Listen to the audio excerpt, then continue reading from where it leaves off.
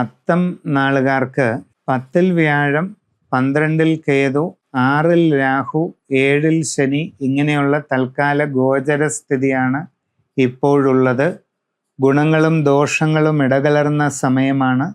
നിങ്ങൾക്ക് ജോലിയിൽ കുറച്ച് നേട്ടങ്ങളൊക്കെ ഉണ്ടാകാൻ സാധ്യതയുണ്ട്. പുതിയ ജോലിക്ക് ശ്രമിക്കുന്നവർക്കത് സാധിക്കും. വിദേശ തൊഴിലിനു വേണ്ടി പരിശ്രമിച്ചു കൊണ്ടിരിക്കുന്നവർക്ക് അതും നടക്കുന്നതായിട്ട് കാണുന്നുണ്ട്.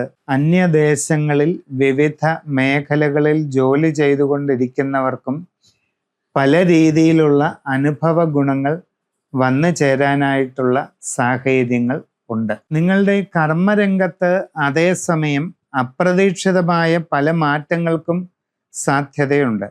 എല്ലാ മാറ്റങ്ങളും നിങ്ങൾക്ക് അനുകൂലമായി കൊള്ളണമെന്നില്ല. അവിചാരിതമായ തടസ്സങ്ങൾ പല കാര്യങ്ങളിലും ഉണ്ടാകാം.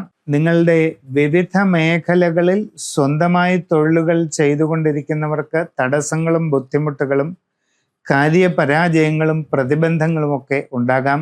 ശ്രദ്ധിച്ച് മുമ്പോട്ട് പോവുക. വിദ്യാർത്ഥികൾ പഠനകാര്യങ്ങളിൽ കൂടുതൽ സൂക്ഷ്മത പാലിക്കണം. ഇല്ലാത്ത പക്ഷം പല രീതിയിലുള്ള പ്രയാസങ്ങളെ നേരിടേണ്ടതായിട്ട് വരാം.